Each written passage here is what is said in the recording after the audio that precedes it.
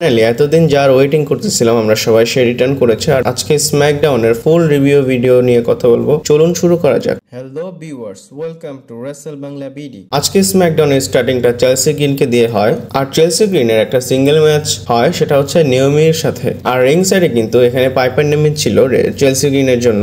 আর যদি আমরা ম্যাচের কথা বলি, ম্যাচটা অনেক নর্মাল ছিল।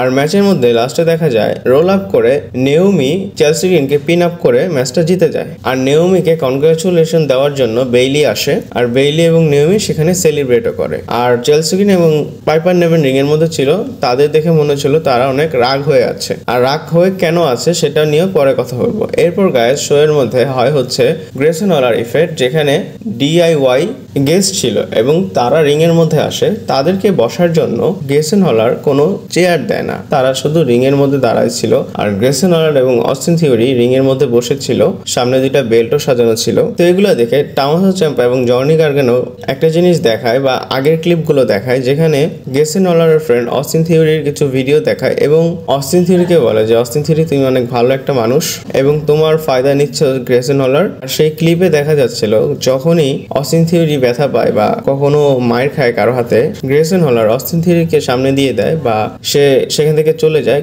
আর অস্টিন থিওরি কিন্তু বোঝা যাচ্ছিল যে সে কিছু না কিছু চিন্তা করতেছে, মানে গ্রেসন হলার আমার সাথে গাদ্দারি করতেছে এমন কিছু। এইসব ভেবে অস্টিন থিওরি স্যাড হয়ে যায়। আর যখনই ডিআইওয়াই আরো কথা বলতে লাগছিল, তখনই গ্রেসন হলার অ্যাটাক করে দেয় এবং অস্টিন থিওরিও তাদের উপর অ্যাটাক করে ফেলে। আর অ্যাটাক করার পর আরেকবার সেই জিনিসটা রিপিট হয়, গ্রেসন হলার অস্টিন থিওরিকে রেখে চলে যায়। আর মারটা খেতে হয় অস্টিন থিওরির ডিআইওয়াই এর কাছে। আর আমার তো মনে হয় অস্টিন থিওরি কনফার্ম হয়ে গিয়েছে যে গ্রেসন হলার সে আমার ফায়দা নিচ্ছে। আর এখানে তো অস্টিন থিওরি একদম কনফার্ম হয়ে গিয়েছে যে গ্রেসন হলার তার সাথে গাদ্দারি করতেছে। আর ব্যাক স্টেজেও দেখা যায় গ্রেসন হলার তাকে অনেক বোঝানোর চেষ্টা করে, কিন্তু অস্টিন থিওরি একদমই কথা শুনতে চাচ্ছে না। আর এটা আপনারা কনফার্ম হয়ে যান, ট্যাগ টিম চ্যাম্পিয়নশিপটা তাদের হাত থেকে চলে যেতে পারে আর এদের মধ্যেও ব্রেকআপ হয়ে যাবে। এরপর গাইস, ব্যাক স্টেজে আরেকটা জিনিস দেখা যায়, যেটা হচ্ছে বেইলি এবং নিয়মি কথা বলতেছিল। চেলসি গ্রিন এসে তাদের সাথে কথা বলার চেষ্টা করে। আর চেলসি গ্রিনের এখানে আসার একটাই সিম্পল রিজন, সেখানে পাইপার নেভেন আসে এবং পাইপার নেভেন এসে দুজনের উপর অ্যাটাক করে। আপনারা জানেন ক্ল্যাশ এট দি ক্যাসেলে পাইপার নেভেন এবং বেইলির মধ্যে ম্যাচ হবে, সেটাই আর কি হাইপ করা হচ্ছে। এরপর গাইস, নেক্সট যেটা হয় সেটা হচ্ছে অ্যাপোলো ক্রুজ ভার্সেস সান্তোস এসকোবারের মধ্যে ম্যাচ। স্ম্যাকডাউনের মধ্যে অ্যাপোলো ক্রুজের উপর অ্যাটাক করা হয়েছিল, তার জন্য এই ম্যাচটা সেট আপ করা হয়েছে। আর যদি এই ম্যাচের কথা বলি, আমরা এখানে কিন্তু ব্যারন করবেনকে দেখেছি, আর সেটা কিন্তু ফেস টার্ন একটা ব্যারন করবেন। আর সে এসে সান্তোস এসকোবারের আশেপাশে বা রিং সাইডে যারা ছিল তার যে ফ্যাকশনের মেম্বার, তাদেরকে ভাগাই দেয়। কিন্তু এই ম্যাচে রোল আপের সাহায্য নিয়ে সান্তোস এসকোবার ম্যাচটা জিতে যায়। এরপর কোডি রোডসের একটা সেগমেন্ট হয়, কোডি রোডস কিন্তু রিং এর মধ্যে আসে এবং আজকে তার এন্ট্রিতে পাইরো ফুটেনি। কোডি রোডস রিং এর মধ্যে এসে বলে যে এজি স্টাইল ফেক রিটায়ারমেন্টের কথা বলে আমার উপর অ্যাটাক করেছে, সে কিন্তু একটা ধোকাবাজ। এবং এজি স্টাইলের এন্ট্রি হয়, এজি স্টাইল বলে তুমি বোকা হওয়ার মতো একজন মানুষ, এবং কোডি রোডস বলে যা কিছু বলার তুমি রিং এর মধ্যে এসে বলো, যদি তুমি পারো একা আসো। এবং এজি স্টাইল লুক গ্যালাস এবং কার এডেনসনকে ওখানেই রেখেই রিং এর মধ্যে আসে এবং রিং এর মধ্যে এসে তাদের মধ্যে অনেক কথা হয়। কিন্তু তাদের মধ্যে যে কথা কাটাকাটি হয়েছে, সেখানে কিন্তু বোঝা যাচ্ছে এজি স্টাইল কিন্তু মাইকে কোডিকে একদম ডিস্ট্রয় করে দিয়েছে। কারণ এজি স্টাইল বলে যে তুমি অনেক বেশি একটা বাচাল, কারণ তুমি একটা সময় ডাব্লিউডাব্লিউ থেকে চলে গিয়েছিলে, টিএনএতে গিয়েছিলে, টিএনএতে তোমার কিছু হয়নি। তুমি কি করেছো, তুমি এনজিপিডাব্লিউ তে গিয়েছো, সেখানেও তোমার কিছু হয়নি। তুমি কি করলা, তুমি একটা কোম্পানি স্টার্ট করেছো, সাথে তোমার ফ্রেন্ডরাও ছিল, কিন্তু তুমি পরবর্তীতে কি করলা, এই কোম্পানিটাকে স্টার্ট করে সেখান থেকে চলে আসলা কোথায়, ডাব্লিউডাব্লিউ তে। তুমি আসলে একটা কুইটার, সবকিছুতে কুইট করে ফেলো।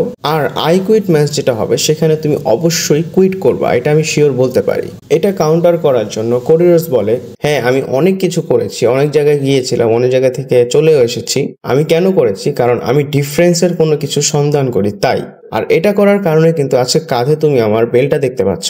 এবং এজি স্টাইল বলে যে দেখো, তুমি যেটা বলতেছো সেটা আমি মানি, আর আমি তোমাকে রেসপেক্টও করি, এবং তুমি এটাও প্রমাণ করে দিয়েছো সেথ রলিন্সের সাথে যখন তোমার হেল ইন আ সেলে ম্যাচ হয়েছিল, তুমি কি দিয়ে তৈরি। কিন্তু কালকে তুমি কিছুই করতে পারবা না, আমি তোমার একদম অবস্থা খারাপ করে দেব এবং তোমার বেলটা আমার কাছে চলে আসবে। আর এই যে তুমি বলতেছো না আই কুইট, এই কথাটা তোমার মুখ দিয়েই বের হবে। এটা বলে সে রিং এ থেকে চলে যায়।